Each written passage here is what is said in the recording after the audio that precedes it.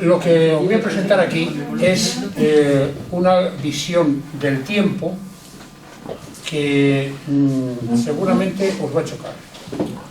Estamos acostumbrados a un tiempo lineal, pero este tiempo no es lineal. De hecho, todo lo que aquí se cuenta está ocurriendo simultáneamente en otra dimensión. Está funcionando a la vez lo que ocurre, por ejemplo, en el Imperio Romano y lo que está ocurriendo ahora. Y probablemente también lo que está ocurriendo en el futuro. Todo es simultáneo. ¿Cómo sabemos que están conectadas unas cosas con otras? Mi impresión, y esto es solo una teoría, es que hay algún tipo de polaridad. Y cuando en un momento determinado de la historia ocurre algo, se genera un eco polar de dimensión parecida o algo por el estilo en otra época de la historia. Lo sencillo es decir, pues no hay ninguna relación, pero sí la hay, sí hay relación. La relación es simplemente una simple regla de 3, es una relación matemática, que la vamos a ver ahora. Eso se plasmó en este libro, La esquina del tiempo, que se publicó en 2005, justo a raíz de la elección de Benedicto XVI como Papa. De hecho, la elección de Benedicto XVI se recogió en un anexo del libro. En ese libro lo escribimos entre mi hijo Iván y yo. Él no ha podido venir hoy porque tenía ensayo del coro, y una amiga mía, que entonces vivía en Córdoba, ahora vive en Bañolas, escribió algunos poemas que se han incorporado al libro. Entonces, esto va a empezar con el primer poema, que no es el poema 1, sino el poema 4. Y lo vamos a escuchar con una simple música. Vamos a verlo.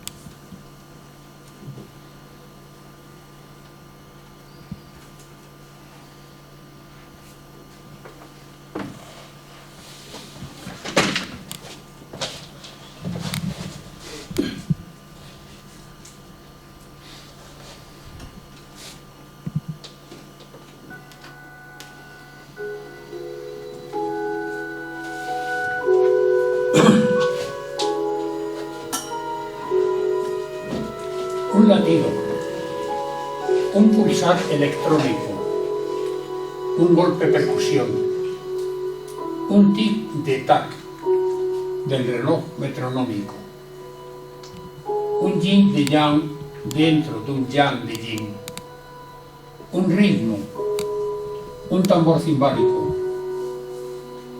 una llamada átona, un timbre polifónico, un compás, una síncopa, un tempo, una memoria, una rémora, un grito, una campana cristalina, un coro de ángeles, un llanto, un positivo frente a un negativo, generando corriente continua, intermitente, alterna, discontinua.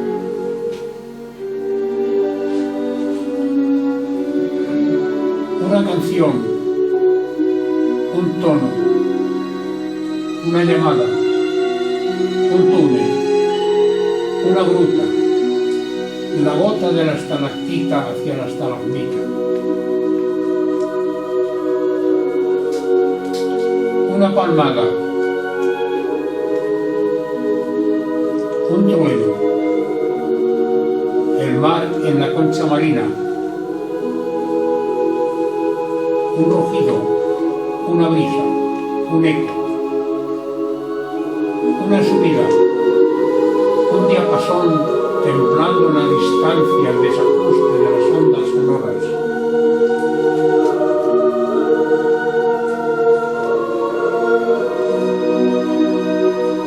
Un pulso, invadido la vida.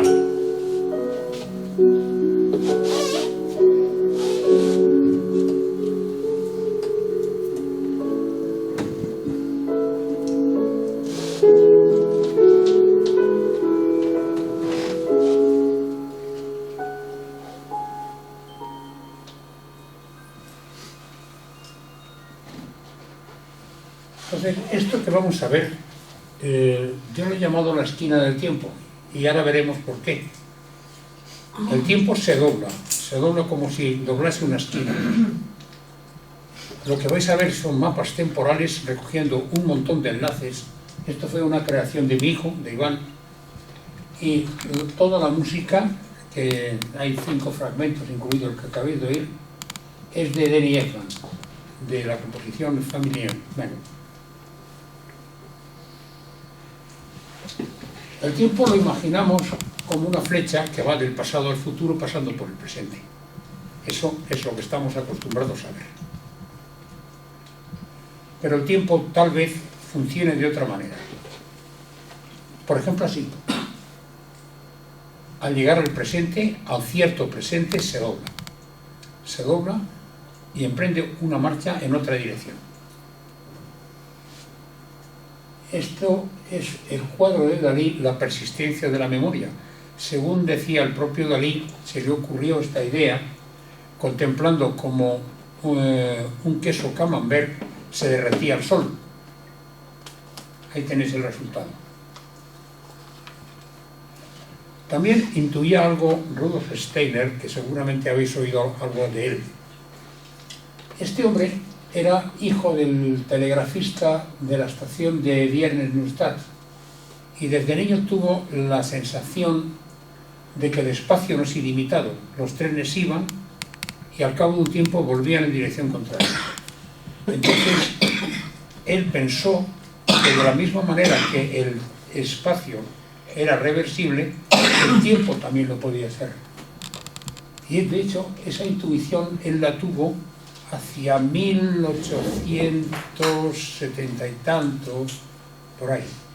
Como veremos enseguida, el punto de inflexión del tiempo es el año 1891. Concretamente, y esto es una suposición por lo que hemos visto, el día 19 de febrero. Entonces, lo que él se preguntaba es si el retorno del espacio es también el retorno del tiempo. Y eso es lo que nos ha dado lugar a este tema de la esquina del tiempo. Os debo contar algo personal. Hubo una temporada, allá por los años 94, 95, 96, que me llamaron a algunos programas de radio. Creo recordar que era en Onda Madrid o algún sitio de estos. Era una emisora que está por ahí por la calle Espronceda. Y estuve yendo a varios programas hasta que, como siempre insistían de lo mismo, ya me cansé del tema. Digo, mira, si queréis hablamos de otra cosa, pero esto no quiero hablar más. Y al poco tiempo, todavía estaba ya en activo, un día recibí en la oficina una llamada. Una voz de mujer, se notaba bastante nerviosa, me preguntó que cuándo iba a ir a Barcelona. En aquella época yo estaba dando un curso en varios sitios, en Barcelona, en Valencia, en La Coruña, por ahí. Y dije, pues miren, tengo pensado ir tal día que me toca el curso. No, es que tengo mucho interés en hablar con usted y no sé qué. Bueno, pero ¿de qué? No, es que no se lo puedo decir porque, en fin, es un tema delicado. Bueno, no sé, pues mire, yo voy a ir tal día. Me iba el sábado, o no sé si el viernes o por la tarde o el sábado, no recuerdo. Daba el curso todo el día y me voy al día siguiente. Como insistía tanto, pues, bueno, ya por fin un día dije, bueno, pues tal día, me parece que era un viernes, pues nos vemos.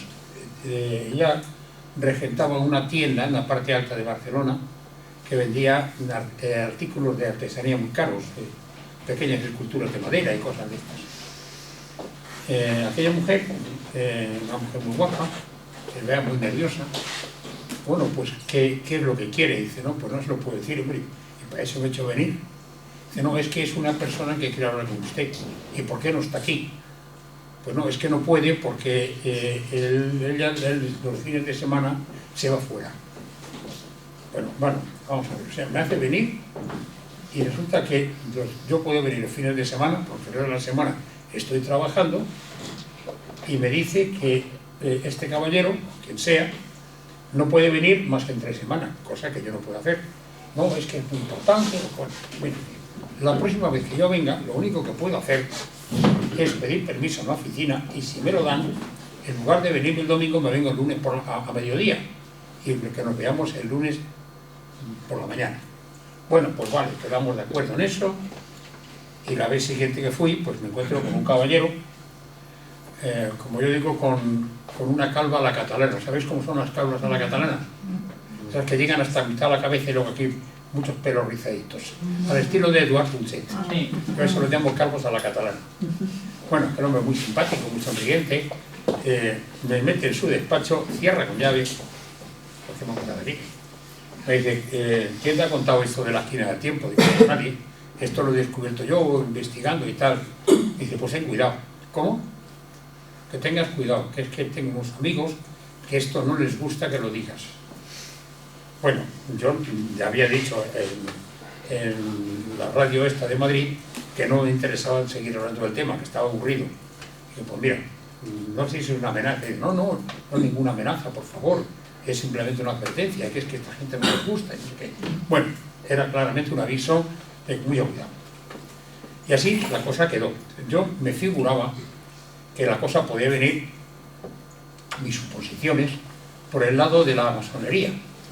Pero cuando unos años después, en 2003 o cosas así, pues el editor que me ha publicado esto, que es Escuelas de Misterios, el director de esa editorial, pues Luis Carí, me llamó un día y me dice, oye, que me he enterado que tienes esto, me interesaría mucho publicártelo.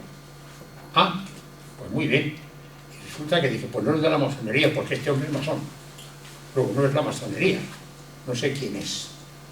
Y la cosa ha quedado así.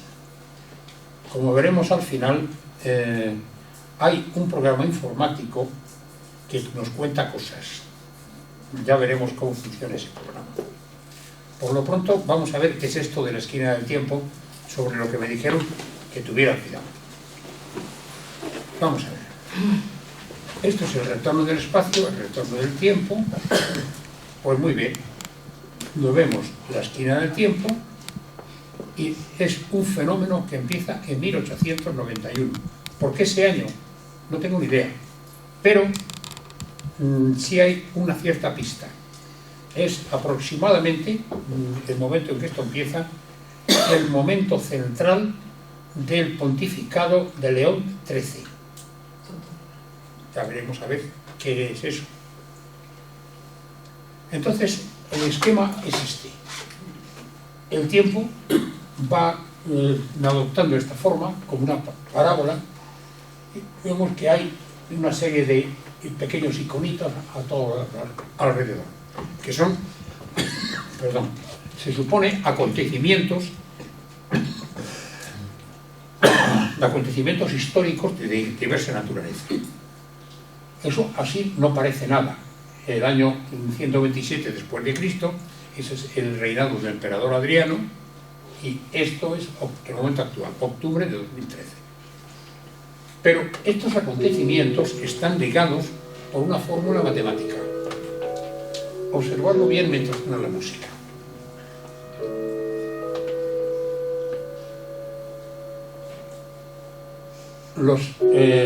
El tramo de la historia que llega desde el pasado hasta 1891, no olvidemos, el 19 de febrero, va a una velocidad determinada, el tiempo.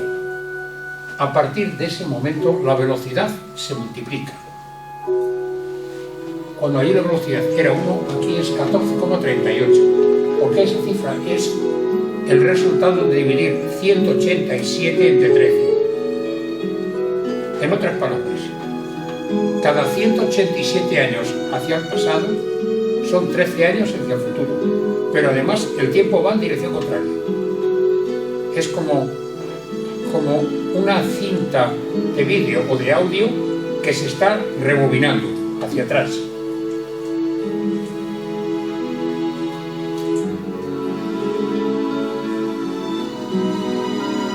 ¿Se entiende este gráfico? ¿Se entiende bien?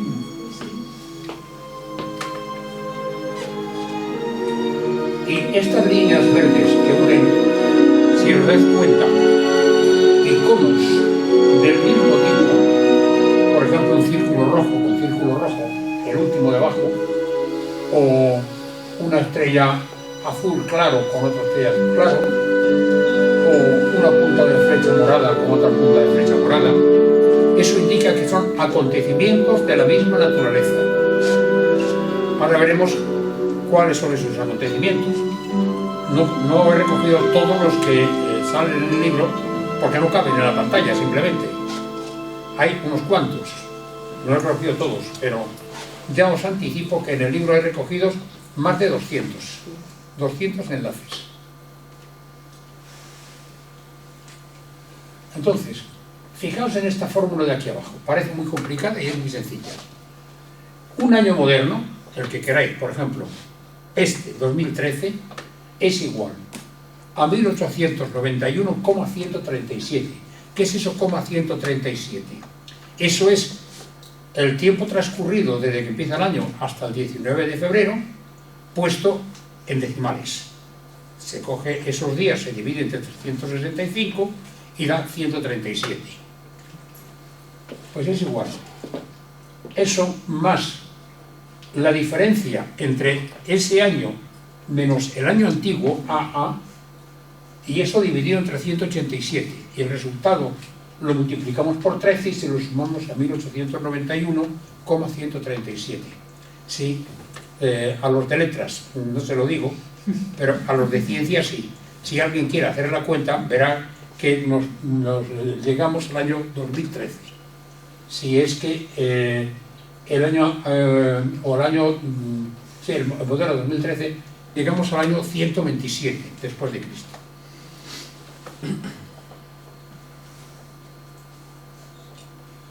Ahora, hay cosas que personajes, corrientes históricas, que no estaban en tiempos antiguos y están ahora. Por ejemplo, América no se había descubierto. Es un ejemplo. Pero en tiempos del Imperio Romano el Islam no existía. Es otro ejemplo. O, por ejemplo, el Sacro Imperio Romano Germánico ya desapareció. ¿A qué equivale? Ahí tenéis las equivalencias. La parte izquierda son los protagonistas antiguos, la parte derecha su equivalente en protagonistas modernos. Y ahora nos lo vamos a encontrar en mapas temporales. La historia se está mirando en un espejo. A ver cómo. Eso tenéis un esquema de un mapa temporal. La flecha roja va hacia arriba. Va desde el pasado hasta el presente, hacia 1891. Y en 1891 hay dos flechas azules. La flecha teórica, según esa fórmula que acabamos de ver, y luego la flecha azul más oscuro, que es lo que realmente ha pasado, que a veces se adelanta un poco o a veces se retrasa un poco. Si hay un adelanto o un retraso de más de 7-8 meses, ya decimos que su fiabilidad es pequeña. Pero veremos luego cuántos hay que no se retrasan, los que se retrasan poco, y veremos que son más bien muchos los que no se retrasan, los que tienen fiabilidad grande, y muy pocos los que tienen fiabilidad escasa. Ahí tenéis el video del mapa temporal. Desde que da la vuelta el tiempo hasta 1900. Se ha dividido normalmente en décadas. Fijaos lo que hay por aquí. Por ejemplo, esta etiqueta verde de aquí, el telégrafo, corresponde a la invención de la telegrafía sin hilos. Por ejemplo, el globo Montgolfier con el dirigible Santos Dumont, que son acontecimientos científicos, en definitiva. Comienzo de la independencia hispanoamericana, sublevación de Filipinas. Otro acontecimiento científico, la química de Lavoisier con el descubrimiento del polonio por el matrimonio Curie. Como veis, aquí hay unos cuantos, los que se han tenido en cuenta, más esas rayas que no caben en las etiquetas. En ese periodo había detectados 17 enlaces. Probablemente Román, que anda por ahí atrás, ha descubierto bastantes más, porque me han enviado muchos. Yo no los he contado, pero creo que entre los que había y los que él me ha enviado hay más de 500 enlaces. En el libro hay recogidos unos 200. Vamos hasta el año 1910. Fijaos qué cosa más curiosa.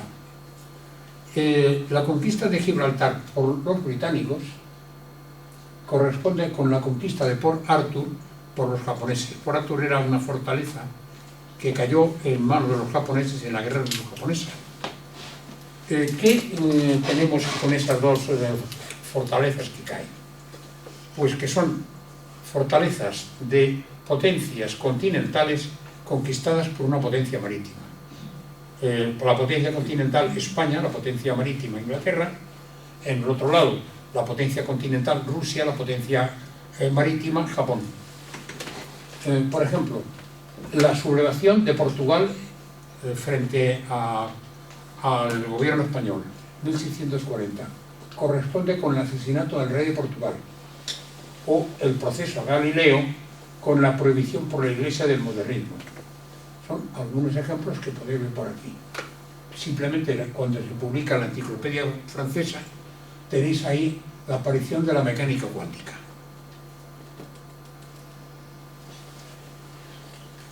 Aquí hay acontecimientos de la Primera Guerra Mundial. Luego hay otra pantalla que veremos a continuación de más acontecimientos de ese periodo. Hay muchos en el periodo 1910-1920. Entonces, hay dos etiquetas, estas dos de arriba, un momento, estas dos de arriba, esta roja y esta azul, para indicar que esta zona que está marcada en rosa es el periodo de la Primera Guerra Mundial y esta zona equivalente azul es el periodo de la conquista de América, el periodo de la Primera Guerra Mundial, perdón. Primera Guerra Mundial, conquista de América. Bueno, tenéis aquí una serie de cosas. La revolución protestante corresponde además día por día con el asalto al Palacio de Invierno, principio de la revolución soviética. Bien, la dinastía Habsburgo nace, se establece en 1490 y cae en 1919, cuando le correspondía.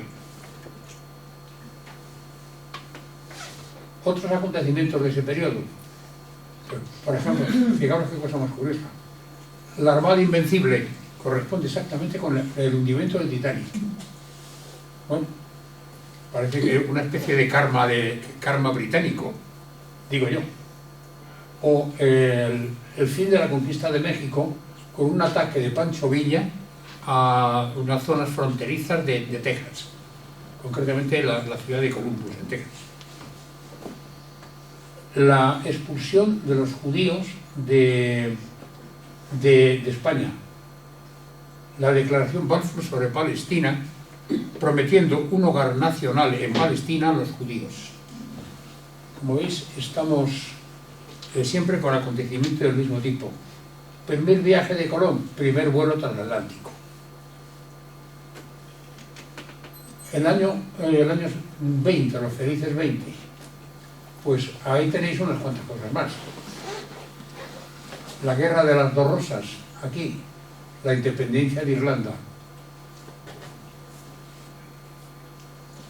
Los mongoles atacan China, el ataque de Chiang Kai-shek. Dinastía Jagiellona en Polonia, golpe de Estado en Polonia.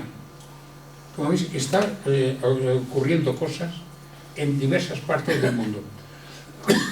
¿Dónde no he encontrado cosas, que a lo mejor las hay?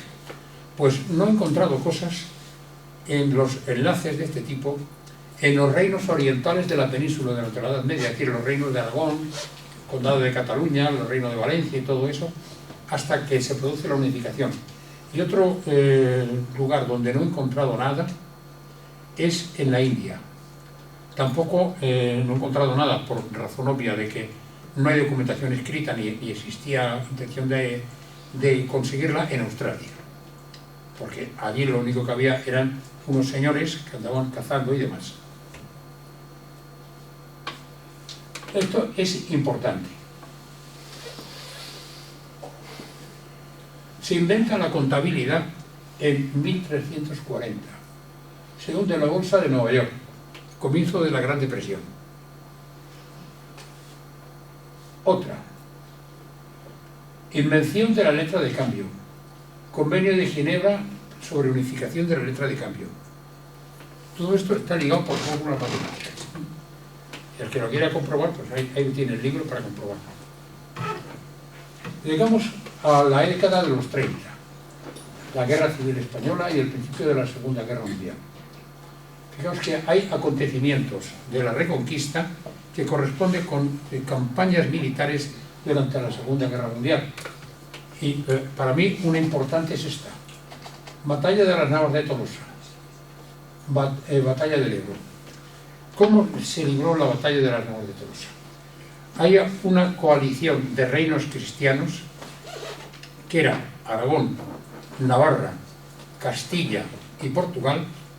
El Reino de León se quedó aparte, que se enfrentaron a la invasión de los almohades, creo que fueron. Bueno, entonces en el ejército cristiano vinieron una serie de cruzados de toda Europa que no participaron en la batalla por razones políticas, y en el ejército musulmán había tropas africanas que sí participaron en la batalla. El empujón que rompió el frente enemigo, en el caso de la batalla de las Navas de Tolosa, lo dio las tropas del rey de Navarra. Eran un ejército pequeño, pero atacaron con ímpetu y rompieron la barrera que tenían puesta de esclavos alrededor de la tienda del emir, y el emir salió por pies. Es decir, rompieron el frente enemigo los navarros. En la batalla del Ebro, los que rompieron el frente republicano fueron las brigadas navarras del general Sochaga. Tenéis ahí más paralelismos. Y hay, por ejemplo, una cosa muy curiosa. La invasión de Polonia al principio de la Segunda Guerra Mundial, esta etiqueta azul, corresponde a la Tercera Cruzada. Aquí.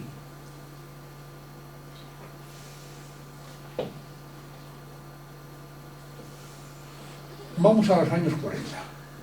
El periodo de las tres primeras cruzadas está marcado aquí con esta banda rosa.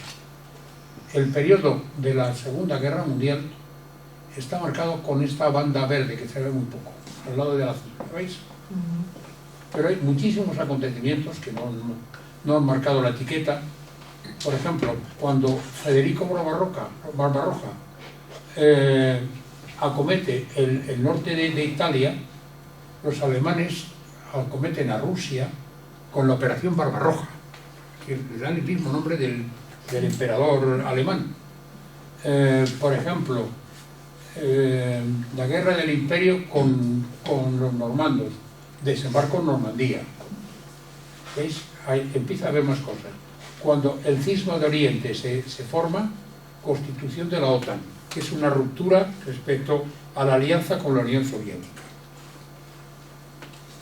Ataque ruso a Bizancio, la guerra de Corea. Años 50. Pues ahí tenéis otras cuantas cosas más. Este tema de la dinastía carolingia y la batalla de Dien Bien Phu la vamos a ver luego en una pantalla especial. Hay dos temas que, ¿cómo diré yo? Resultan, por decirlo así, monográficos cuando nos ocupamos de toda la dinastía carolingia en relación con el nacimiento de la Quinta República Francesa y la descolonización francesa, la independencia de las colonias francesas.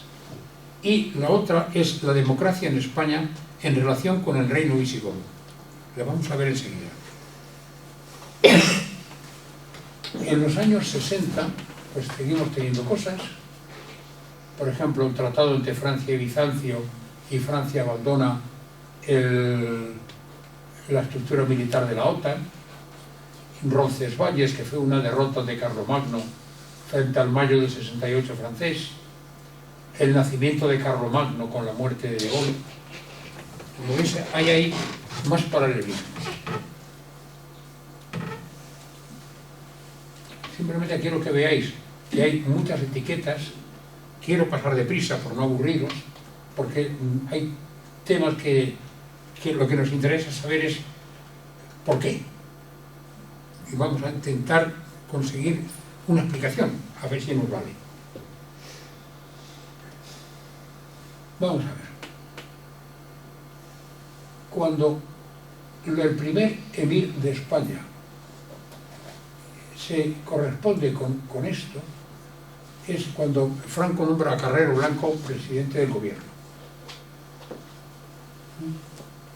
Y luego, cuando los árabes invaden España, corresponde exactamente con el asesinato de Carrero Blanco.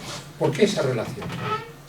Por si no lo sabéis, hubo una serie de militares que estaban alrededor de Franco y que lucharon con él cuando la época del protectorado, que se llamaban a sí mismos los africanos. Pues muy bien, cuando el primer africano entra por el estrecho de Gibraltar, el último africano sale con coche y todo por encima del tejado de los jesuitas. Fue cuando asesinaron a Carrero Blanco. De hecho, yo estaba muy cerca, trabajaba al lado. Trabajaba al lado y bueno, se formó allí una zapatiesta que ni os cuento. Otra, Mahoma huye de la Meca, empieza la égira. Jomeini regresa a Irán desde su destierro en París. Afecta a países musulmanes. Años 80, pues tenéis aquí unas cuantas cosas más. Por ejemplo, cuando cae el Imperio Romano de Occidente, nos lleva a la caída del telón de acero. Recordáis, noviembre del 89, con los berlineses saltándose el muro y todo ese tipo de cosas.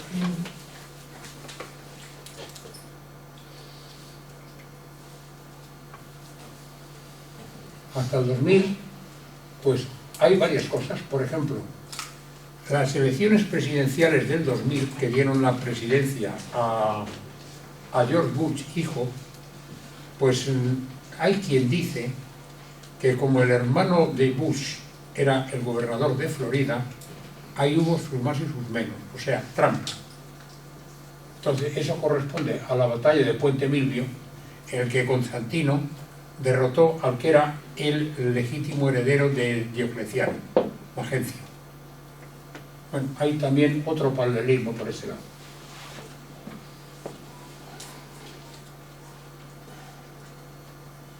Y esto termina, porque el libro termina así, en el año 2004. Pero fíjate, los ataques a las Torres Gemelas corresponde con el momento en que Diocleciano inicia la persecución, la última que hubo de los romanos contra los cristianos.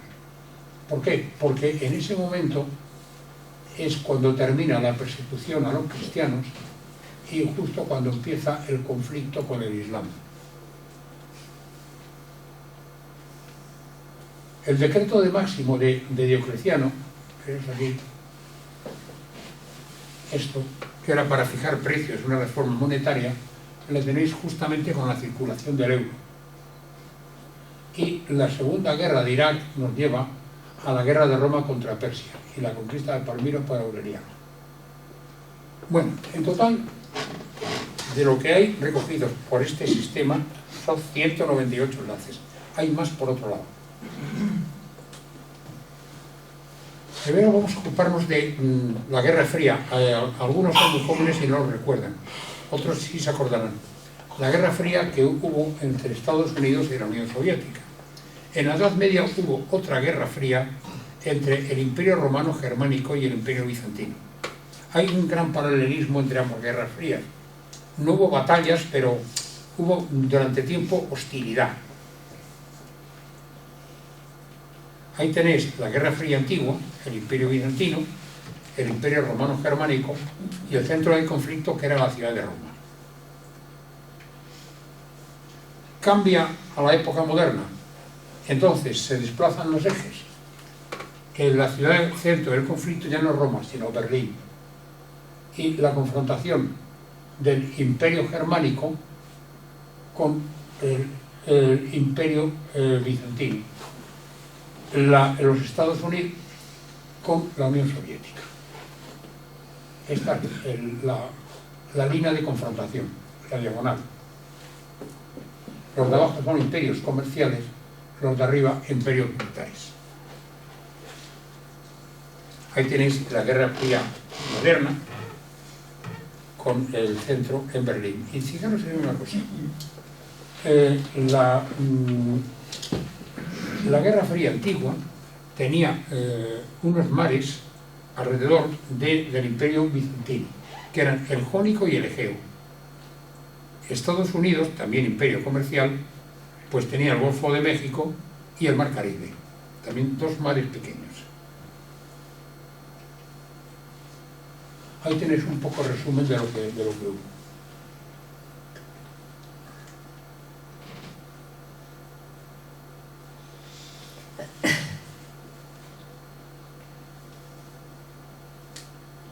Como veis, es un paralelismo más que curioso. Entonces, ¿qué ocurre con la dinastía carolingia? La dinastía carolingia se puede decir que se inicia cuando nace Carlomagno. Carlomagno era hijo del rey Pipino. Pipino le llamaban el Breve. Heredó pronto el trono. Nació en 742 y heredó el trono en 768, a los 26 años. Y entonces se van produciendo una serie de paralelismos entre lo que le va pasando a Carlomagno, su muerte, sus herederos, la decadencia del Imperio Carolingio hasta 956 y el fin de la dinastía. ¿Con qué cuadra? Pues la primera batalla que pierden los franceses en Indochina, la batalla de Dien Bien Phu. Se quedan cercados por el ejército francés, por los vietnamitas, y al final tienen que capitular. Tenemos todos los paralelismos de todo esto, se van produciendo hasta que muere De Gaulle, justo el momento del nacimiento de Carlomagno. Ya lo vimos antes, pero fijaros en este siglo. Esta es la cruz de Lorena, una cruz con dos travesaños. Por si no lo sabéis, durante la Segunda Guerra Mundial, cuando los alemanes conquistaron Francia, De Gaulle se exilió a Gran Bretaña y allí pues creó el ejército de la Francia Libre. La Francia Libre tenía como signo precisamente la cruz de Lorena. Ahí lo tenéis. Eso lo podéis consultar en cualquier libro de historia o en internet. Otra colección de paralelismos: el reino visigodo y la democracia en España. Pues desde el asesinato de Carrero Blanco hasta el Tratado de Maastricht lo vamos a tener los visigodos federados con el imperio hasta la invasión árabe.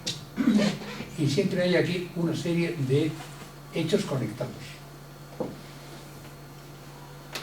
Esto es el resultado de la fiabilidad de los enlaces que han aparecido hasta ahora. La barra amarilla son los que no tienen ninguna desviación. Son la mayoría relativa de lo que hay. Puede decirse que hasta más o menos 6 meses por aquí, esto es el 6 por aquí y el 6 por aquí. Fijaros la cantidad de acontecimientos que hay. Ahí lo tenéis. Con una desviación máxima de 6 meses, el 74%. Y de 9 meses, el 88%. Bueno, esto pues es casualidad. Pero mira, yo creo en casualidades de, ¿cómo diría? de 2, 3, 5, 10, 20 enlaces. Pero 200 no es por casualidad. Hay cosas nuevas, algunas de las cuales me ha transmitido Román. Por ejemplo, estos dos, la expedición de Morgana contra Panamá y la construcción del canal de Beatty, pues nos lleva al viaje a Panamá de Theodore Roosevelt para expedicionar las obras del canal. Reforma del calendario juliano, Congreso Internacional sobre la Hora Oficial. Autorización papal para la fundación del Temple, Premio Nobel en la Cruz Roja. Budismo, religión oficial en China, Dalai Lama, Premio Nobel de la Paz. Destrucción de la Biblioteca de Alejandría, comienzan las obras de reconstrucción de la nueva Biblioteca de Alejandría. Mujeres para tareas auxiliares en el ejército en Persia, primer periódico en Irán dedicado a temas femeninos.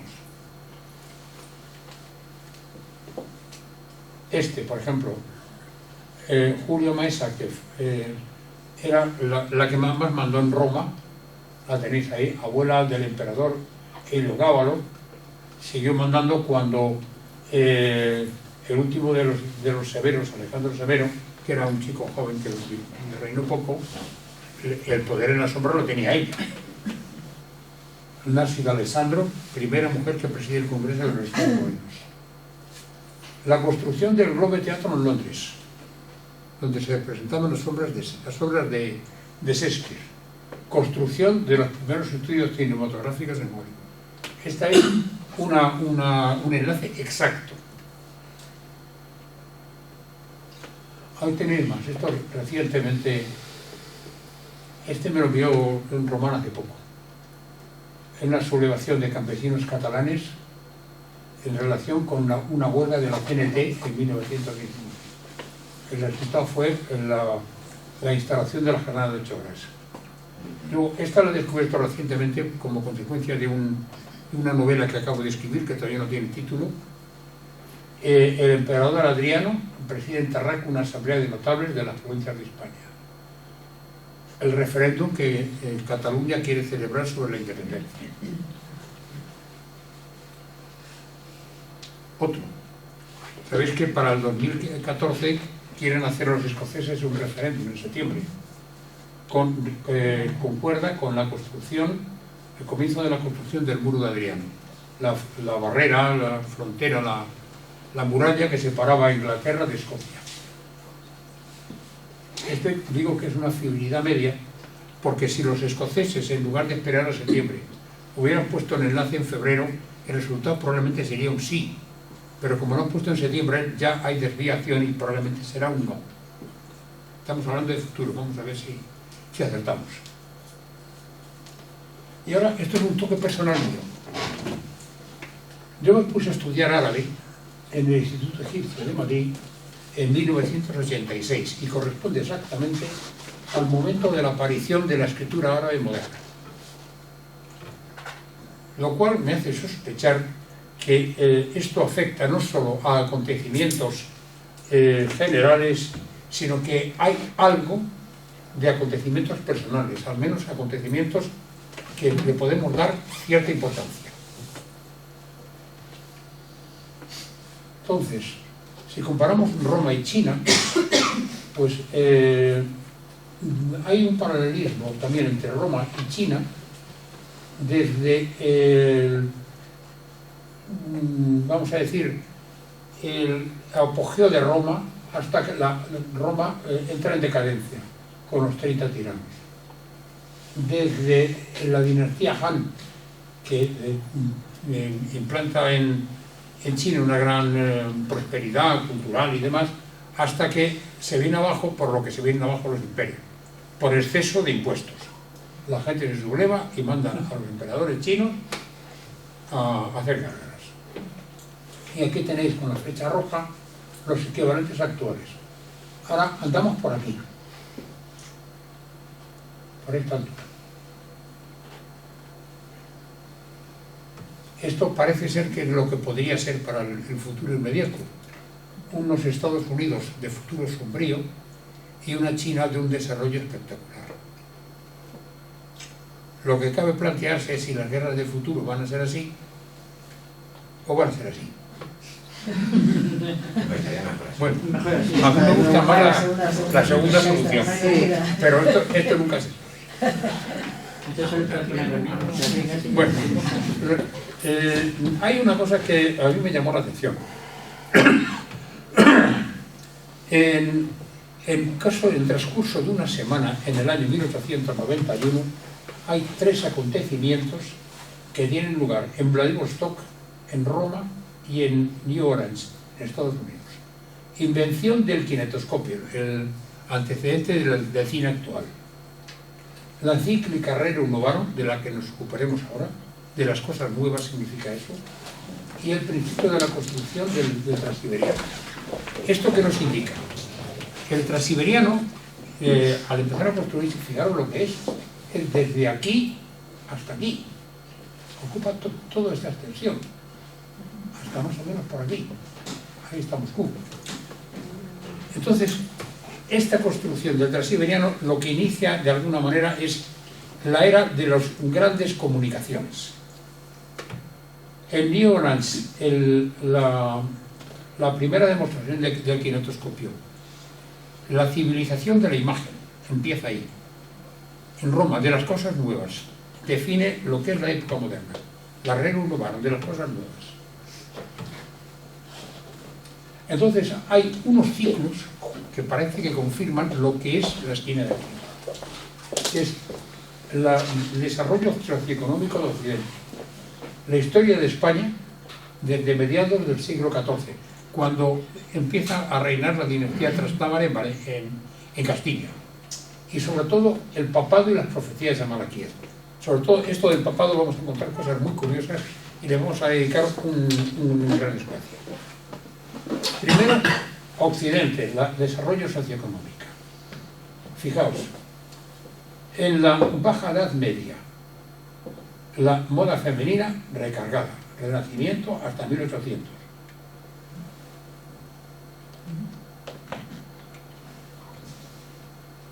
Aquí. Fin del 19 y principio del 20. La moda femenina recargada. Si tenéis por ahí alguna revista antigua o lo queréis buscar en internet, uno se pregunta cómo es posible que las mujeres llevaran tal cantidad de trapos encima. Debían pesar 1 tonelada. Debe ser algo espantoso. Después, en la Edad Media, la Baja Edad Media, el final de la Edad Media, la moda femenina es sencilla, como a partir de 1920. Se aligera la vestidura femenina. Rebelión de Cataluña y Portugal. Semana trágica en Barcelona. Campaña de desprestigio del ejército. Núcleos artísticos renacentistas en Italia y Flandes. Núcleos artísticos renovadores en Holanda y Alemania. ¿Veis? Otro paralelismo más. Fin del feudalismo. Gran Depresión. Declive del poder absoluto de la Iglesia. Surge el feudalismo. Comienza el del neoliberalismo. Siglo III. Capitalismo salvaje y militarismo del Imperio Romano. Lo que tenemos ahora mismo en Estados Unidos. Capitalismo salvaje y militarismo. Historia de España. Aquí hay unas cosas muy curiosas. Alternativamente hay ciclos de 108 años y de 60 años. 108 años las bandas azul claro, estas. 60 años las rosas. Cuando se inicia un ciclo de 108 años, aparece un conservador.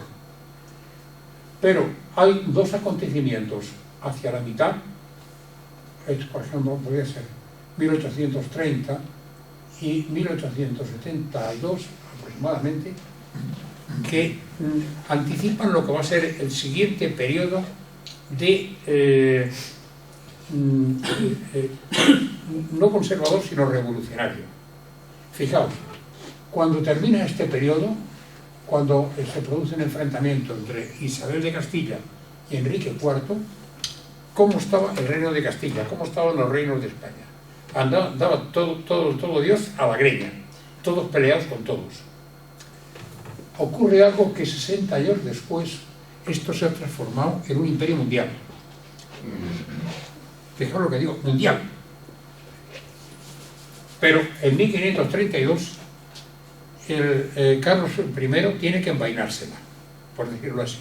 Tratado de Nuremberg, dando facultades a los protestantes para que practiquen su religión. Entonces se produce entrada en un periodo conservador que dura hasta el 1640. En 1640 nuevamente se produce un cambio que en los 60 años siguientes son de cambio total, revolucionario, con la sublevación de Cataluña y Portugal y después la decadencia de España hasta llegar a 1700 con la Guerra de Sucesión. Se estabiliza eso y entran 108 años de periodo conservador hasta 1808, la Guerra de la Independencia. Y ahí se inicia un periodo revolucionario hasta el destronamiento de Isabel II. Ahora, esto, el último periodo revolucionario, el periodo conservador, desde el destronamiento de Isabel II hasta la instalación de la democracia en España. Y ahora estamos en un periodo de cambio revolucionario. ¿Cómo es esa revolución? No tengo ni idea. ¿Cómo va a terminar? Pero esto tiene que durar hasta 2036. ¿Qué va a pasar en 2036? Tampoco lo sé. Pero fijaos que hay ahí una serie de coincidencias con fechas de la esquina del tiempo, que son estos círculos marcados en rojo, y con correspondencia dudosa estos que están marcados en amarillo. Por ejemplo, este o este. Hay también ciertas conexiones con la esquina. Y ahora vamos a fijarnos en el papado, porque este es un ciclo que probablemente os va a sorprender.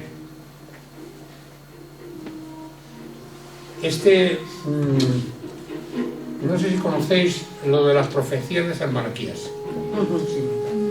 Se han dicho muchas cosas sobre esta profecía, pero creo que lo fundamental es irse a las fuentes originales.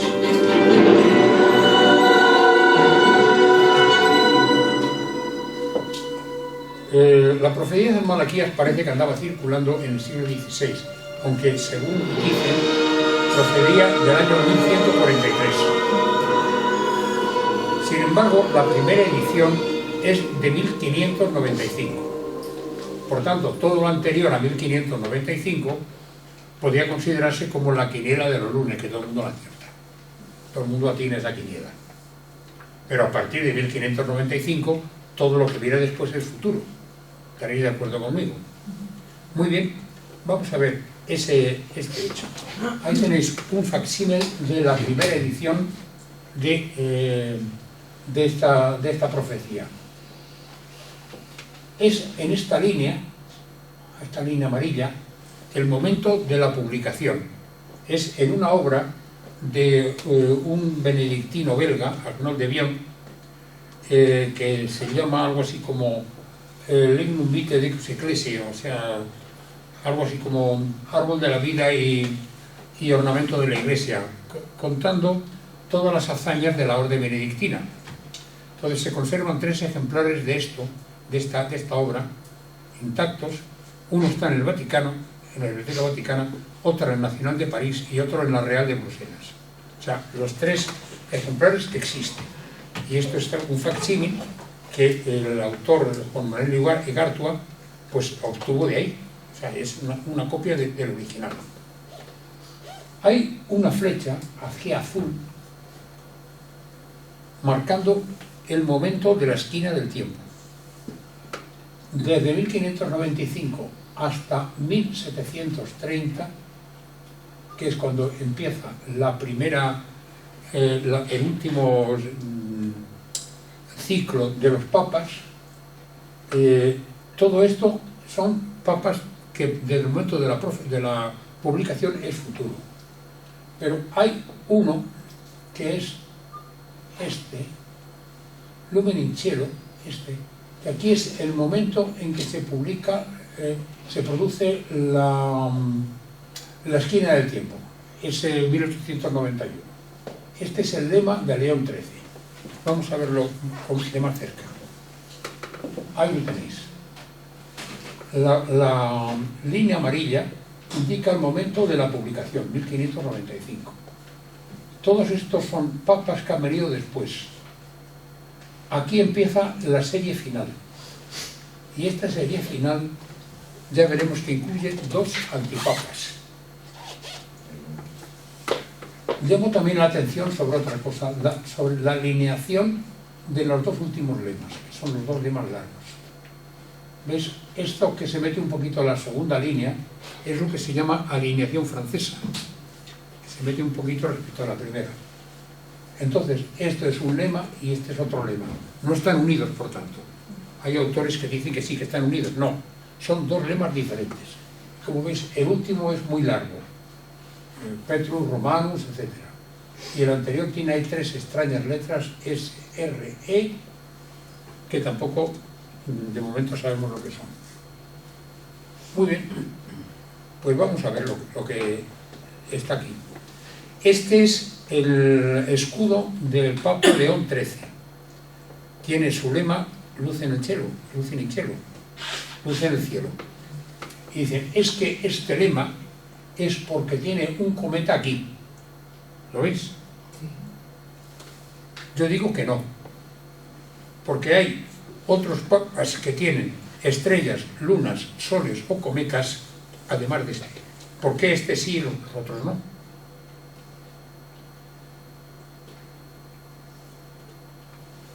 Ahí lo tenéis.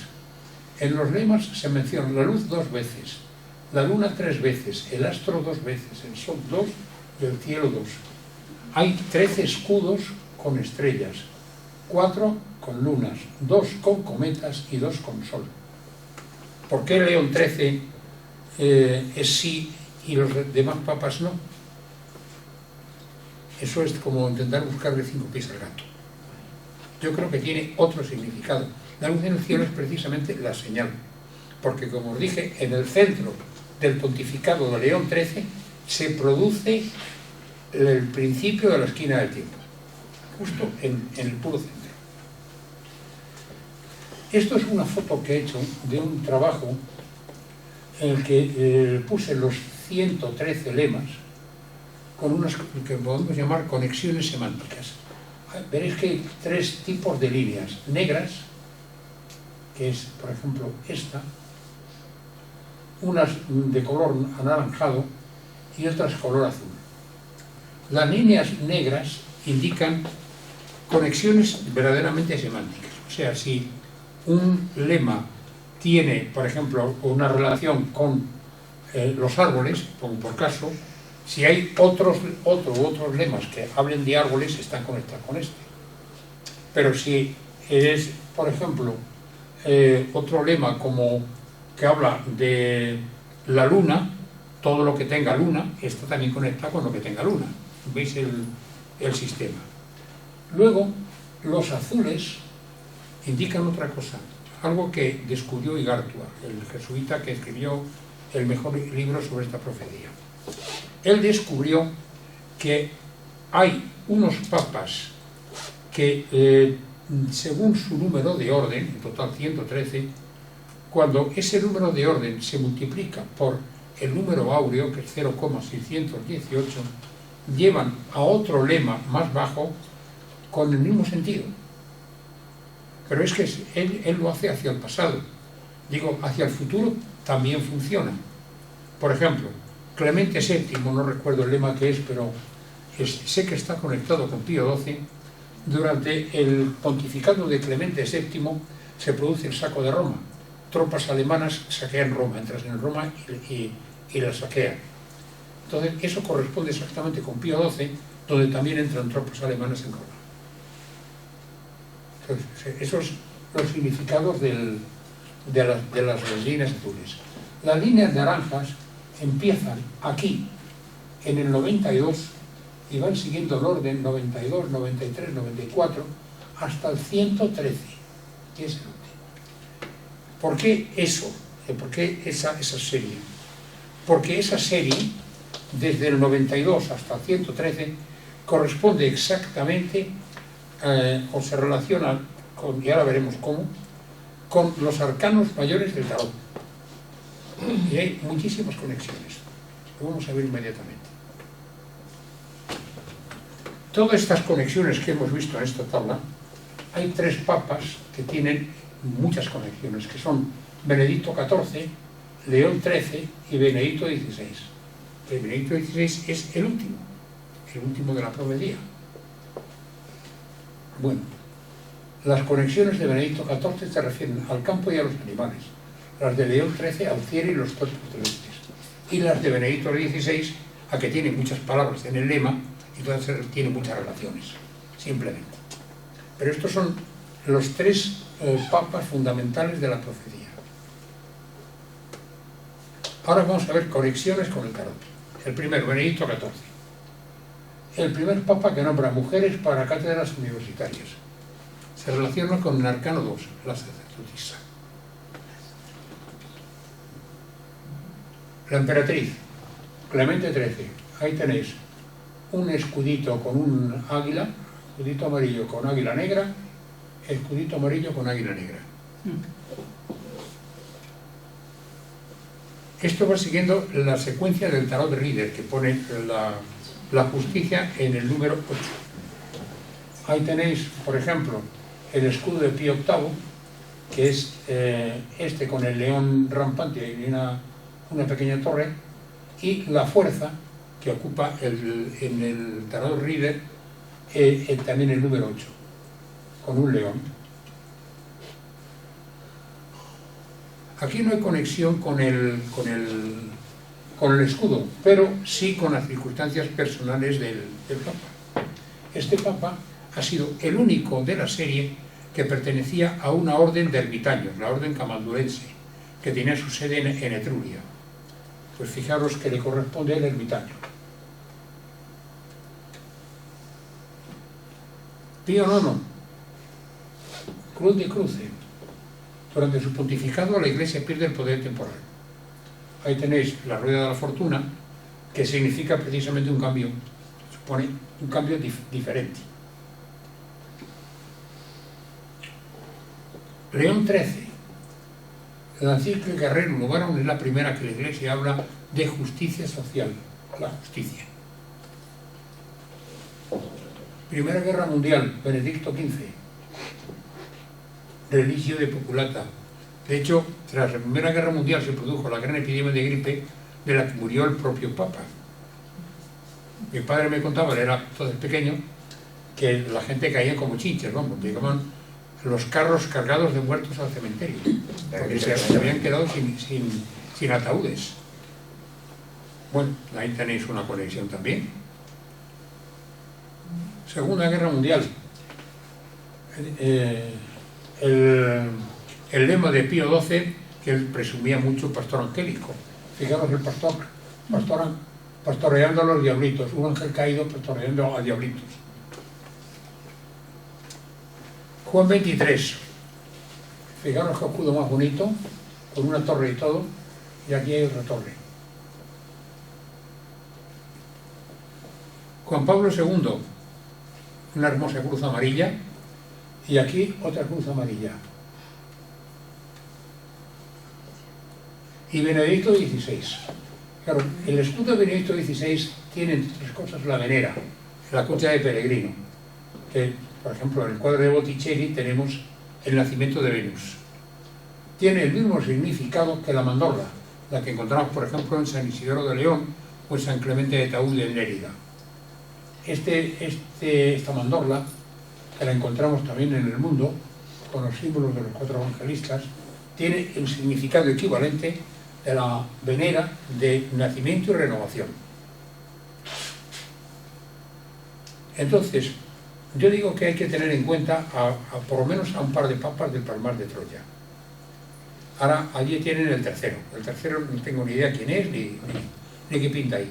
Pero los dos primeros sí ocupan un papel en la profecía. El llamado Gregorio XVII, que era el ciego aquel, que perdió los ojos en un accidente de coche en Bilbao, y Pedro II, que al parecer era un abogado sevillano. Pues bien, el último lema aplicable a Benedicto XVI dice: Pedro Romano, que apacentará sus ovejas entre múltiples tribulaciones, transcurridas las cuales la ciudad de las 7 colinas será destruida y el juez tremendo juzgará a su pueblo. Vamos a ver. ¿Por qué Pedro romano? Porque en ese momento había otro Pedro que no era romano, que era este famoso Pedro II. Y la destrucción de las 7 colinas puede deberse simplemente a que después de él, y estando todavía vivo, el sucesor, que es el Papa argentino Francisco, está desmantelando todo el tinglao que han montado los papas anteriores, la curia y todo esto. Está trabajando en eso, no sé si le van a dejar, por lo que veremos ahora qué le pasó a Juan Pablo I. De hecho, puede alegarse, hombre, es que ¿por qué en la profecía tienen que aparecer antipapas? Pues mirad, en la profecía anterior, en los papas anteriores a la publicación de la profecía, hubo todos estos papas que eran antipapas. Y esto, os cito el libro de José Juan Manuel Igartua, la profecía del secreto de la profecía de San Malaquías por los papas, se llama.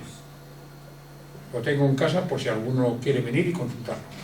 Pero todos estos papas no eran papas legítimos. Incluso había 3 de ellos que al parecer no tenían sucesión apostólica. Es decir, que no habían sido nombrados obispos por obispos legítimos. Y ahora, en este cuadro, fijaos, todos los papas desde Clemente XII en 1730, todas las conexiones que hay con el tarot. Donde veis un cuadro rojo es que hay conexión. Siempre hay algún tipo de conexión. O bien, el lema respecto a el tarot, o alguna circunstancia personal, o la historia, o su heráldica. No se escapa ni uno. El primero que se escapa es el argentino, Francisco I. Es el primero. ¿Por qué el loco se asigna a 2 papas, un antipapa y a él? Porque el loco es el comodín y puede estar en cualquier parte. Pero Benedicto XVI tiene conexión total, Juan Pablo II conexión total, y Juan XXIII conexión total, en todas las circunstancias.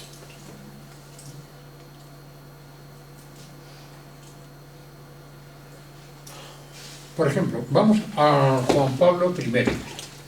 Juan Pablo I le corresponde el lema de Labores Solis. Esto es una fotocopia de un diccionario de latín que tengo en casa. Es el famoso Balbuena, un diccionario que se publicó en 1850 y con el cual han estudiado mi abuelo, quizá también mi bisabuelo, mi padre y yo. Ahí tenéis lo que significa labore. Pues labore, entre otras cosas, puede significar enfermedad. Cuando alguien tiene una enfermedad del corazón, si es muy fuerte, lo normal es que se muera o que le mueran. ¿Se murió o le murieron? Esa es la duda. Pues ahora lo vamos a comprobar, porque tenemos un medio para comprobarlo. ¿Ah, sí? Sí, lo vamos a ver ahora. Esto es un programa informático que publicó la revista Más Allá en el año, creo que fue 2005, 2004, 2005. Y lo tengo incorporado al ordenador. Entonces, el programa recoge todo el texto de la Torá, es decir, de los 5 primeros libros de la Biblia, en hebreo, pero sin ningún espacio, simplemente poniendo todo seguido. Y lo que se trata es de ver si hay alguna combinación que, saltando cada X letras, producen una palabra. Muy bien, aquí lo que hemos hecho, me voy a poner de pie para verlo mejor. Permiso, voy a dejar aquí el micrófono que no pero te digo, bueno, si no funciona. Pues nada, pillaremos, bebo un poquito de agua para aclararme la garganta y ahora os explico de qué va esto.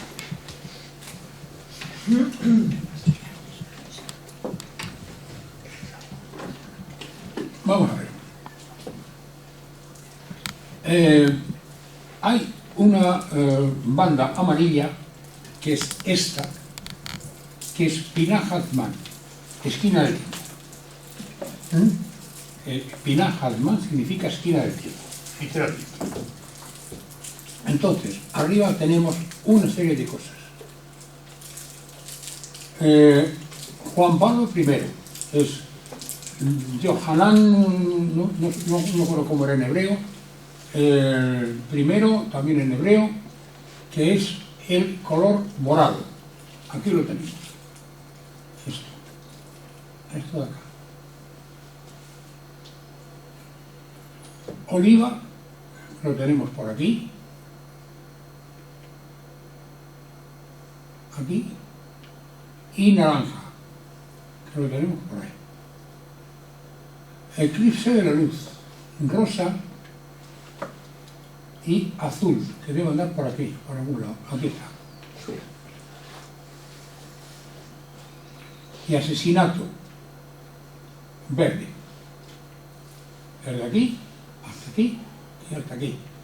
Cuando eso coincide en la misma página, el propio programa nos dice qué probabilidad hay de que esto sea por casualidad. Cuanto más alta sea la probabilidad de la casualidad, más baja es la fiabilidad, es inverso. Aquí la probabilidad de que sea casual esto es de 1 partido por 437.800 no sé cuántos. Hacer esa división veréis cuántos ceros salen antes de que aparezca un numerito. O sea, podemos decir que entonces que a Juan Pablo I le dieron matarile. Pues más bien sí. Como diría un mexicano, pues sí, mezcuate sí. Este es otro. Esto es, compara al Papa Benedicto XVI que lleva Pedro Romano con esquina del tiempo. Tenéis aquí Pinahasman, esto, y entonces aquí lo tenéis repartido por todo esto, la probabilidad 1,490, o sea que Pedro Romano es Benedicto XVI. El Papa argentino, Francisco I, ahí tenéis su escudo. A mí este escudo me dice mucho. Me dice mucho por dos razones. Esto es el signo, el sol, con el IHS jesuita, el jesuita. Pero tiene otras dos cosas, la estrella y el racimo de uvas. ¿Qué significa eso? Una estrella de 5 puntas ha sido siempre el símbolo de la libertad. Es el hombre con los brazos y las piernas extendidas. El hombre de Leonardo, por ejemplo. Y las uvas, hay una canción extremeña que dice de la uva sale el vino. ¿La recordáis? ¿Sabéis cómo se dice vino en hebreo? Yaín. Yaín, que se escribe Yod Yod Nun. Esto, según Cábala, Yod Yod es un nombre de Dios que significa sus ojos. Y la Nun significa percepción. Luego el vino es percepción de Dios. Así que es bueno beber vino, porque de vez en cuando vino.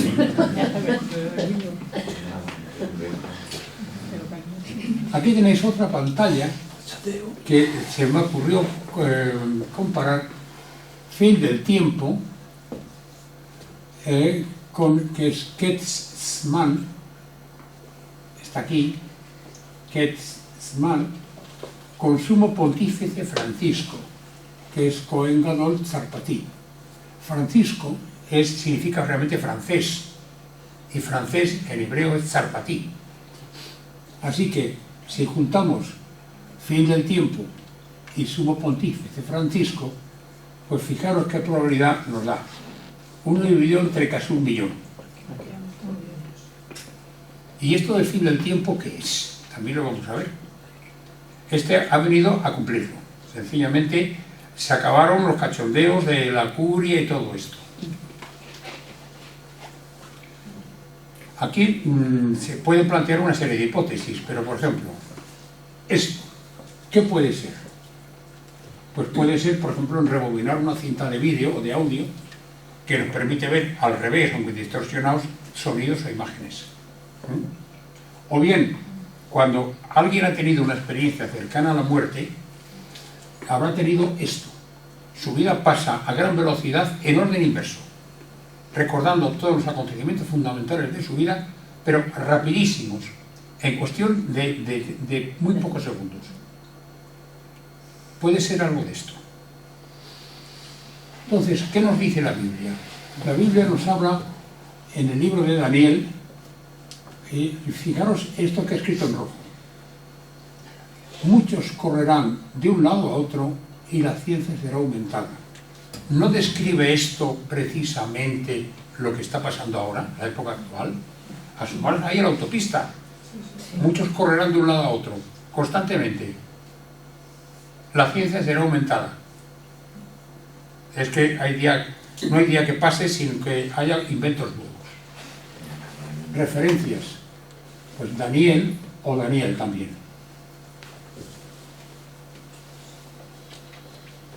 Entonces se me ocurrió coger el tiempo a ver qué nos dice la cábala.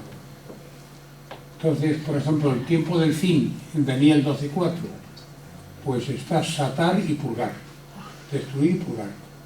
Fin de los días de Isaías, en cuerpo y alma. Los tiempos de Daniel, ocaso del sol y lo femenino. Ocaso del sol yo lo considero ocaso del principio masculino. Lo viejo se termina, es la conclusión que yo he sacado, no sé si estaréis de acuerdo con ella. Sí. Lo viejo se termina, es destruido. La destrucción es una purga, una limpieza.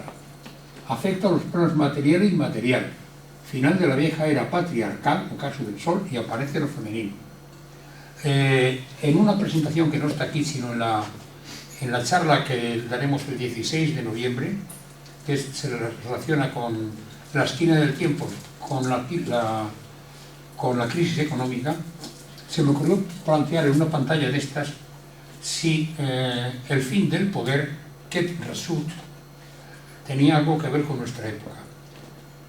Puse el año 2013. Hay una posibilidad del programa que es que te convierte los años actuales en años hebreos, que es en el 3700. Aunque el año hebreo empieza diferente, empieza aproximadamente en otoño. En 2013 me dijo que no había nada de significado. Bueno, pues vamos a seguir. 2014, sí, clavado. 2014, ¿qué resulta? Sí. ¿Qué significa eso? No lo sé, pero eso fue lo que me dijo el programa. Aparecieron bastantes correspondencias con todas estas palabras.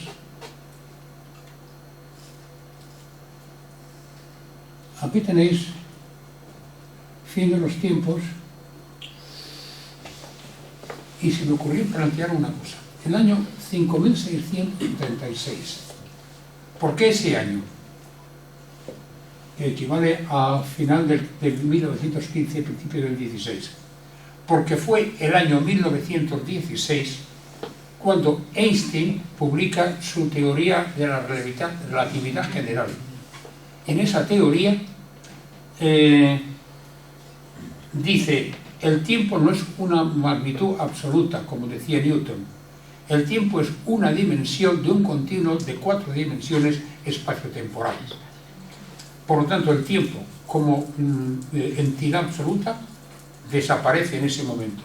Y entonces, este programa, referente a un texto que se escribió hace más de 4000 años, nos dice que efectivamente este año es cuando el tiempo deja de tener entidad. Ahí lo tenéis. Einstein o Newton.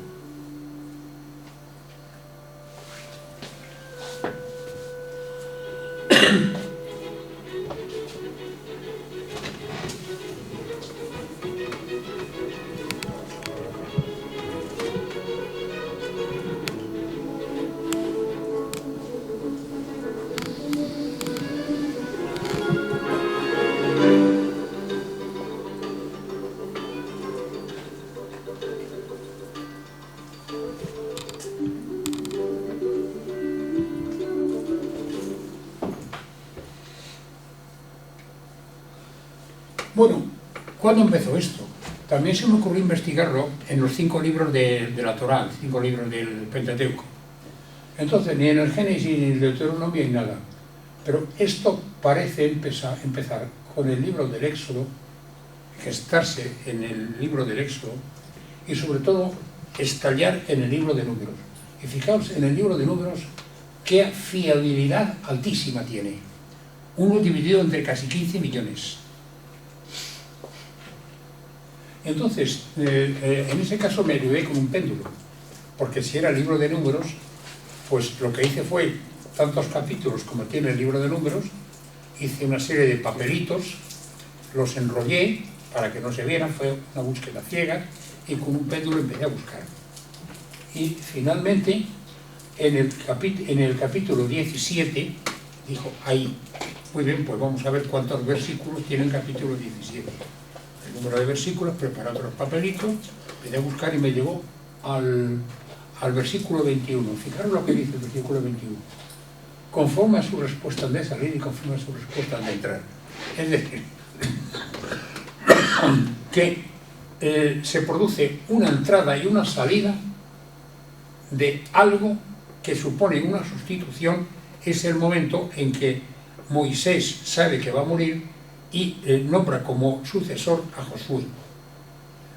Entonces Josué tiene que consultar los oráculos con el sumo sacerdote, cosa que estaba prohibida para todo el mundo excepto para el sumo sacerdote. Él sí podía consultar los oráculos. Eran las piedras que llevaba en el pectoral, se supone que las soltaba, eran los Urim Betumim, luces e integridad se llamaba. Y entonces con eso pues él consultaba a ver qué era lo que iba a pasar. Entonces ahí donde nace precisamente el fenómeno de la esquina del tiempo. Y fijaos que el Corán, lo que nos dice, también el Corán de alguna manera lo está anticipando. Este día plegaremos el cielo como pliegue de sello de arcilla en los escritos. Igual como empezamos la primera creación del hombre, le resucitaremos. Es una promesa nuestra, realmente la realizaremos. Es decir, también vuelve, es como un viaje de ida y vuelta. También la tradición musulmana también habla de esto. Entonces, ¿qué es lo que cabe esperar? Pues, en mi opinión, cabe esperar esto. Un cambio profundo que procede de niveles superiores, que afecta al plano físico, pero también a los planos internos de cada uno. ¿No notáis que estamos cambiando todos? Estamos cambiando. Nos están viniendo cosas que si no queremos cambiar nos pegan bofetadas por todos lados. Cuya característica fundamental sería la apertura de un canal de comunicación que permita manifestarse a la sabiduría de lo femenino, la Gran Madre. Y claro, vuelvo al principio. Aquella encerrona que me prepararon en Barcelona, ¿qué significaba? Entonces, para terminar el libro, y esto está recogido aquí, se me ocurrió preguntar al programa Código B, si el hecho de publicar el libro entre mi hijo y yo estaba recogido en la Biblia, porque según la tradición hebrea, en esa zona de la Torá está todo lo que ha sido, es y será. Pues vamos a preguntarlo. Y esto es lo que sale. Yo, Jaime y mi hijo Iván anunciamos fiabilidad 1 partido entre 562.000, fiabilidad alta. Yo, Jaime y mi hijo Iván proclamamos, es decir, publicamos fiabilidad 1 entre 609.000. Entonces, ¿qué es lo que querían? Que no lo publicáramos exponiéndonos a traer sobre nuestras cabezas la ira de Yahvé. Venga ya, se publica. Y eso fue lo que hicimos. Está ahí, este es el programa que hicimos. Allí está. Ani Jacob Beni Yohanan de Visser.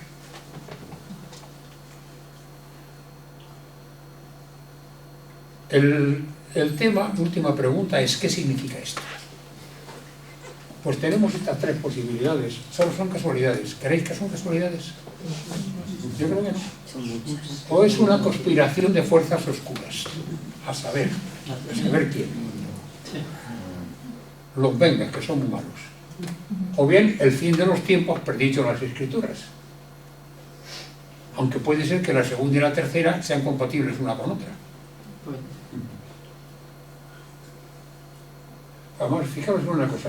Si es un programa mundial, es la resultante de los programas individuales. Los que vinisteis a la tercera charla, la que di en junio, ahí se estuvo estudiando un programa individual, que era el mío. Entonces, yo estoy sometido a un programa, como cada uno de vosotros. Si esto es así, el programa mundial es la resultante o la suma de los programas de todos nosotros. ¿Cómo lo hacen? No tengo ni idea. Pero que alguien lo está haciendo en otra dimensión o como sea, desde luego. Así que, elegir cuál es la solución que os gusta más. Cualquiera de los tres, cada uno que elija la que quiera, que marque la casilla donde le parezca, y a ver quién acierta. Pues este es el libro, y amigos, la próxima charla, 16 de noviembre, la crisis económica en la esquina del tiempo. Y con esto encendemos la luz y empezamos luego de turnos y preguntas.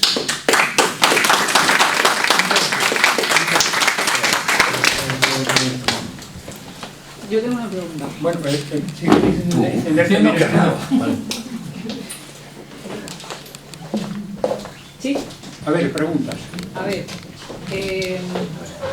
cómo es fuera es dentro y lo que pasa en el mundo pasa en nosotros y todo esto, ¿no? Sí. Entonces, igual que hay un punto de inflexión, ¿no? O sea, la esquina del tiempo a nivel histórico mundial, digamos, Sí.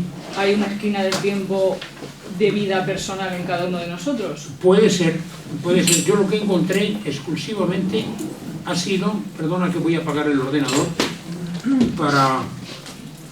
Bueno, esto lo apagaremos ahora. Puede ser eso, pero la verdad es que yo lo único que he encontrado ha sido lo relativo a mi estudio de árabe. A lo mejor es que no he buscado lo suficiente. Porque a lo mejor se podría relacionar con lo de los ciclos largos y cortos, o de Podría alguna ser. manera. Podría ser. Porque sí que es verdad que a todos seguramente se nos han repetido cosas o Sí. arquetipos a lo largo de toda nuestra Sí, vida, ¿no? Cierto, muy cierto. A mí, por ejemplo, pues yo, si recuerdas, cuando analicé mis ciclos en junio, pues había una serie de momentos decisivos de mi vida.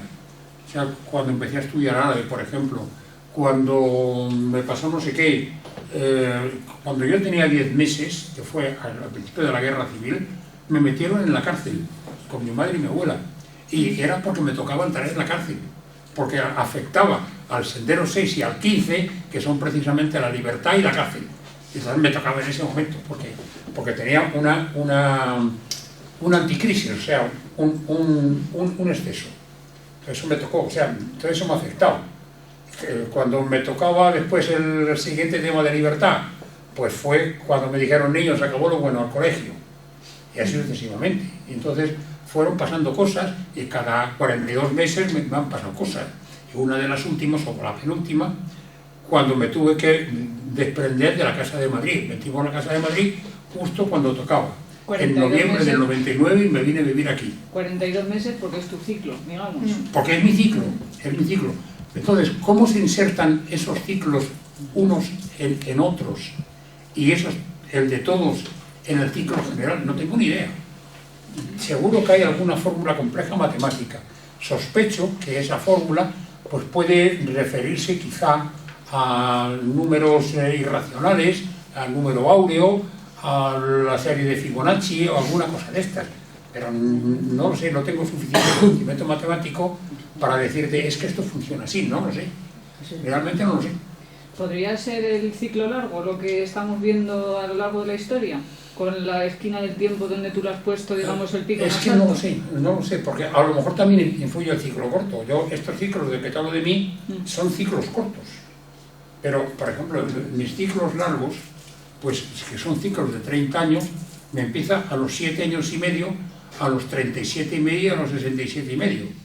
Pero como son ciclos que afectan a los senderos de la familia del 3, o sea, el 3 arriba, que corresponde a la cabeza, el 12, la zona renal, y el 21 en los pies, pues ¿qué pasó? Empieza por arriba. A los 7 años y medio padezco malaria, paludismo, y estuve a la muerte. Estuve a la muerte, porque claro, te pillas unas fiebres de 42. E incluso creo recordar que tuve alguna experiencia fuera del cuerpo, a punto de morirme. Y estábamos entonces en una finca que teníamos en Aranjuez, y mi madre y mi abuela lo único que se les ocurrió para bajarme la fiebre fue sacar unos cubos de agua del pozo, meterlo en la caldera de la matanza de los gorrinos y meterme dentro. Entonces, o se muere o sale, y salí. ¿Sabes? Luego el médico dijo, hombre, que está bajada, mejor envolverle en sábanas mojadas. Pues bueno, cuando me dio la segunda envolvieron en sábanas mojadas. Pero yo recordaba aquello. La segunda, a los 37 y medio, los riñones, una batería de cólicos nefríticos. Pero así, plas, plas, plas, plas. Uno detrás de otro hasta 10. A los 67 y medio, pues mira, cuando estaba fue en un viaje a Barcelona, fue para firmar el contrato, ay que me caigo, tengo las rodillas mal, el contrato de este libro, me arreó un dolor de pies que creía que no podía venir. Ya estando de vuelta, vine en avión y como pude, cogí un taxi hasta Chamartín. Y estando en Chamartín, mi mujer que está ahí atrás se acordará, le llamé y le dije, oye, estoy en el andén 5 y si el próximo tren que viene para Villalba no pasa por el andén 5, yo no puedo cambiar de andén, porque estoy ya que no puedo andar. Entonces, bueno, pues estaba, porque me tocaba en ese momento los pies, la cabeza, los riñones y los pies, el programa. Entonces, ¿que el programa ese afecta a la humanidad? Pues probablemente sí, pero no tengo medios para decirte cómo afecta a la humanidad. Yo sospecho que sí, pero no sé cómo. Y es todo lo que te puedo decir. Y una de las cosas que estoy trabajando, que he descubierto, es que cuando se cumple una serie de situaciones en el programa personal, hay una aceleración del ciclo en la persona, que es lo que estoy investigando ahora. Lo estoy viendo solamente en ciertas personas, no en todas. Ya. Pero sí existe esa aceleración, que todavía no se sabe qué aceleración es, si pertenece al mismo tipo de fórmula de aceleración que la esquina del tiempo, pero que existe una aceleración cuando se completa. Así. Sí, no sé. Yo sé que hay alguna cosa rara que está pasando, pero no sé cómo está funcionando. Ojalá lo supiera. A lo mejor pues descubrimos algo importante y nos dan el premio Nobel y cualquier cosa de esta, ¿no? No se encierra. Pero cualquiera sabe. Si alguien sabe algo, que me lo diga. Oye, ya luego que me den el Nobel ya le daré una participación.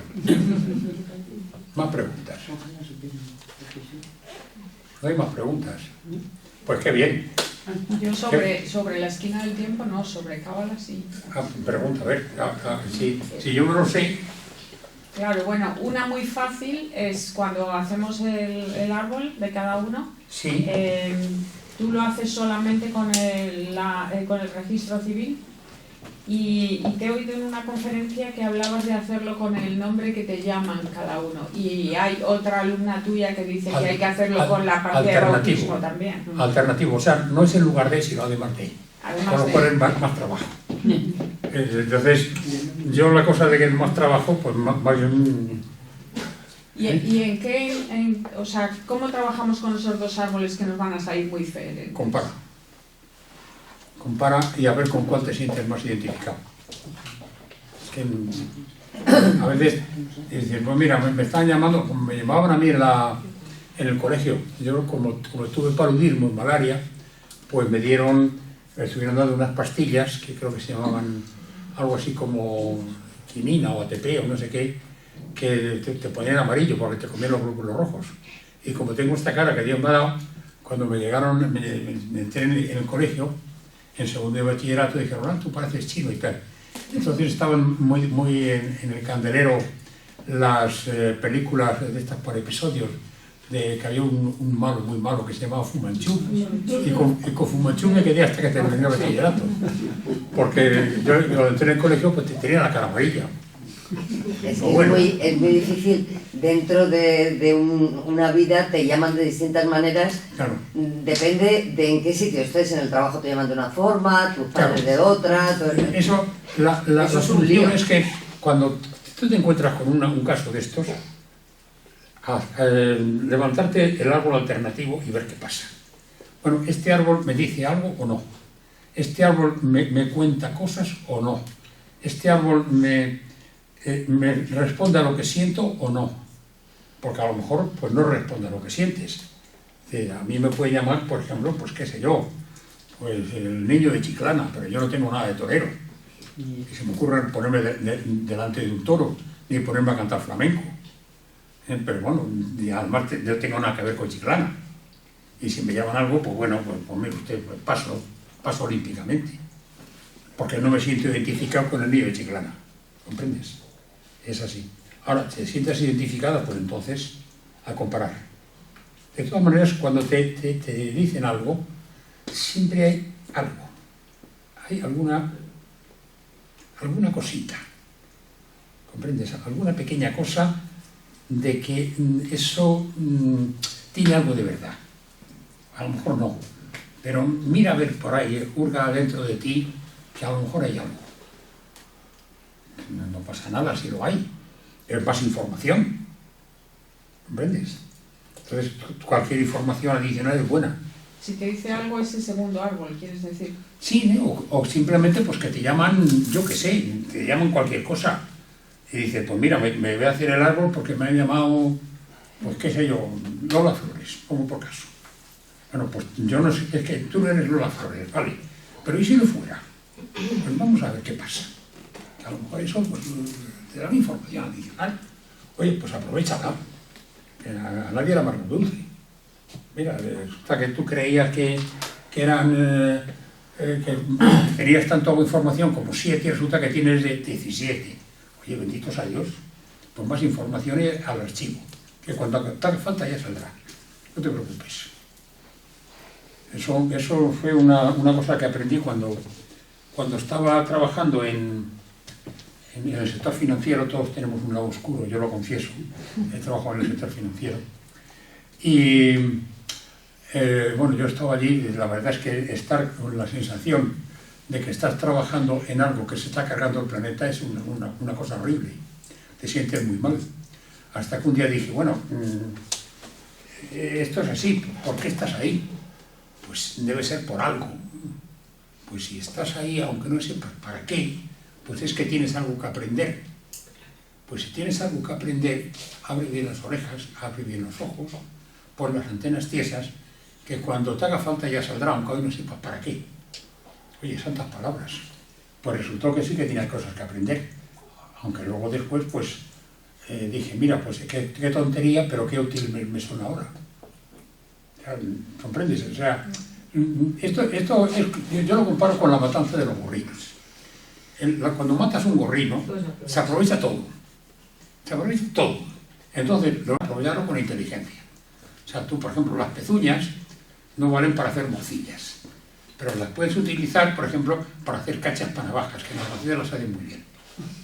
Y la sangre, pues no vale para hacer cachas para navajas, pero en cambio con la morcilla, con la sangre se hacen unas morcillas riquísimas. Con un poquito de cebolla o con un poquito de arroz, ¿saben? Estupendas. Pero claro, cada cosa para lo suyo. Entonces, pues, la investigación sobre uno mismo es como la matanza de los gorrinos.